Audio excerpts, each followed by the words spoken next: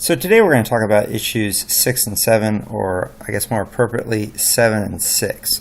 So I don't know if you noticed in the actual trade paperback, it actually comes out as page 7 first, and then it goes to page 6.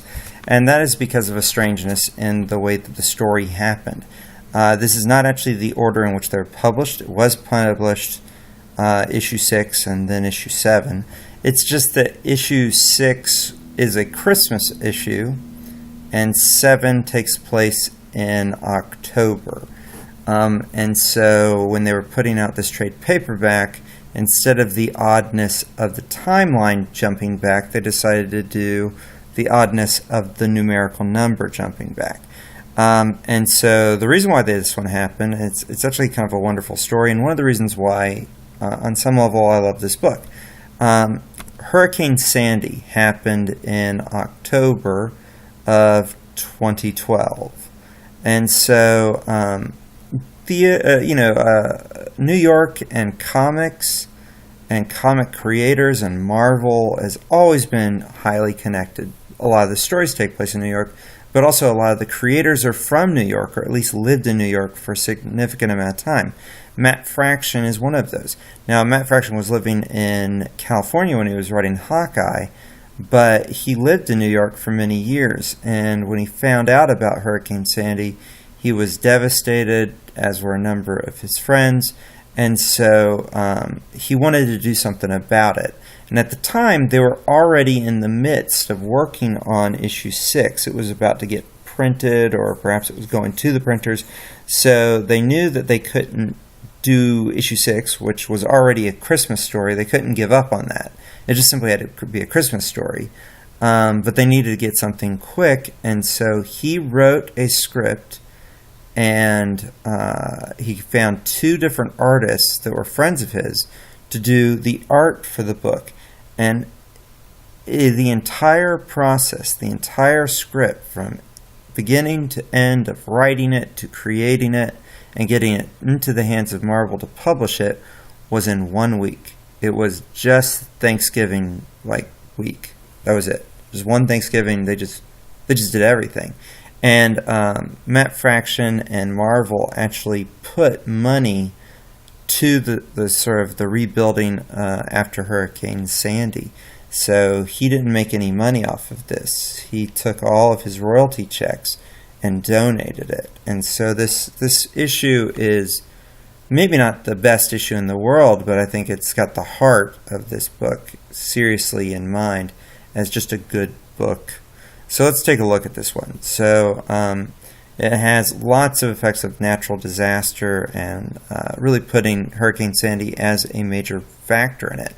And yet, here's the one thing I really like about this issue is, though, yes, it is a filler issue, it still has some wonderful stuff, such as it really takes the character of Grills, or Gil, and really focuses on him, especially in this first part, so that we get a sense of who he is beyond just simply another one of the many neighbors. There are neighbors that have individual looks to them, but their personalities are still in question, where this issue allowed us to really get to know him, to personalize him, and I thought it was a really smart decision. It's also the first time we get to see in this book a story that focuses on Kate Bishop, and I do like a lot of these little things. For example, you know my ward, Kate. It's such a nice little reference to kind of the Robin, Batman quality that this book could have had, and yet does not. So we start her story by referring to her as kind of a sidekick, and then proving the rest of it that she's not a sidekick. And eventually this entire book of Hawkeye gets split between these 2 characters, where Clint Barton has issues and Kate Bishop has issues. And this is the first time we start seeing that split. And they brought in different artists to work on both, so it's just kind of representative of that story. And I also like the fact that this story, it really embraces the idea of everyday heroes, that people in the community had to step up in order to make things happen and rebuild after Hurricane Sandy, and also that this is a street-level group of heroes, non-superpowered Avengers, who are being placed on the street. And so we have this reinforced idea of average people, ordinary people doing extraordinary things. So a really good issue. I also wanted to talk a little bit about this, the destruction of his car and car wrecks in general. So even though at this point in the reading, if you've only read the first 6 or 7 issues, you might not have seen all of it, but I thought we'd go back and look at some of the car wrecks. So there was a car wreck in issue 3, in which they talk about this. Hey, look, it's a metaphor for your love life, which is pretty accurate, and we're going to continue to do those type of accurate descriptions of Clint as a car wreck. In issue 3, we also have this car wreck. We had the car wreck in issue 7, and this is from a later issue in which Kate is yet again describing him. He's like a human car crash, and I just have to watch it happen over and over again. It's depressing. He depresses me. And this idea, this kind of motif of car crashes is going to continue throughout, including you're eventually going to find out in a later volume, not in the ones that you guys are reading, but in volume 2 of this series, that Clint Barton's parents were actually killed in a car wreck. And we'll be talking about later on when we get to issue 10. But this idea of car wrecks in his life is kind of a metaphor for his life, a very strong one. For the rest of this, we're just going to talk about issue 6, possibly one of the most confusing issues, but also one of the coolest issues. So it is chronologically taken out of place over and over and over again. And so if you took it and looked at it in a chronological, it would be a different story than the way they present it. It's also got this really wonderful moment with Grills as well, in which he talks about Hawkeye. And this little section here, don't pretend you ain't Hawkeye. I've been around as Hawkeye. Yeah, I know, but Hawkeye or Hawkeye? You're Hawkeye. Aye. Yep. Aye. That's you, Hawkeye. That actually is apparently almost verbatim the conversation that Matt Fraction had with his 5-year-old little boy, who was convinced that his dad was working on a series called Hawkeye. And so he decided to put Hawkeye into the book, and he actually referenced himself on, I think, Instagram or something like that as Hawkeye as well. And Hawkeye became kind of a part of the book, so I thought it was cute. So I thought I'd point that out.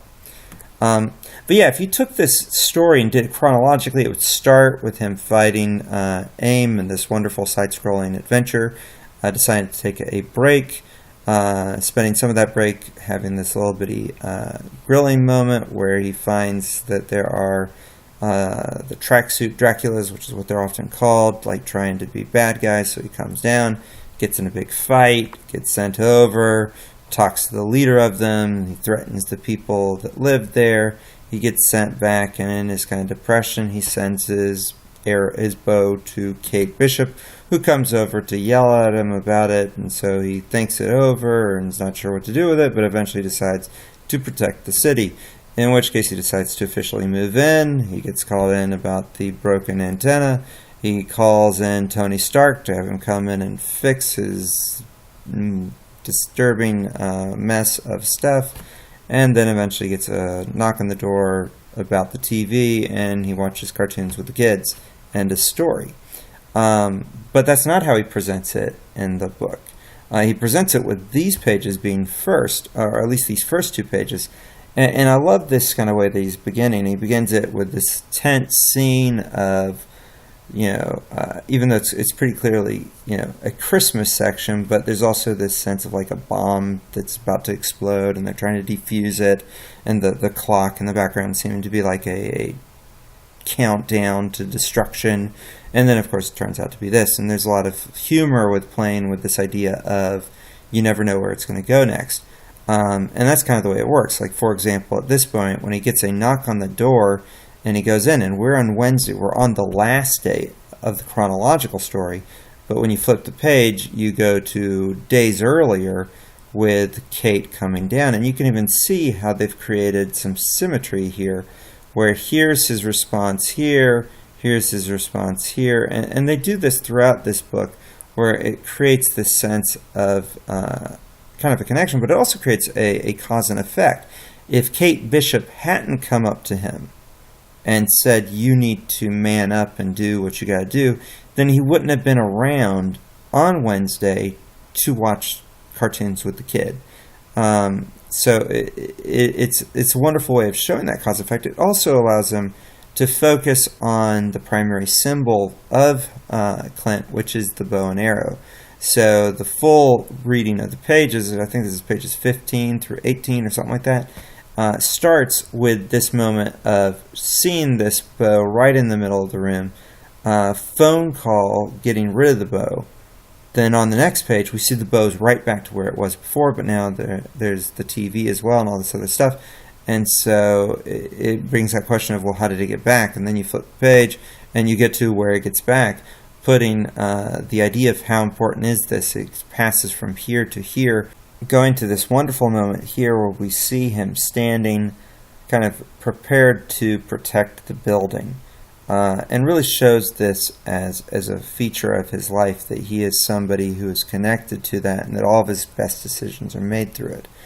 And then finally we get to the last little section where he's sitting there deciding what he's going to do, and I love this pan back, I'm not going anywhere, as he pulls back from this, which does a couple of things. It shows him as part of a community, showing him as part of the building, so we get a sense of him being a part of it, but also it kind of symbolizes all the people he's got to protect. It's not just one family, it's not just himself, it's the entire building that he has to protect. And I just think it's a really strong issue. So I hope you enjoyed it, and that it made at least some amount of sense.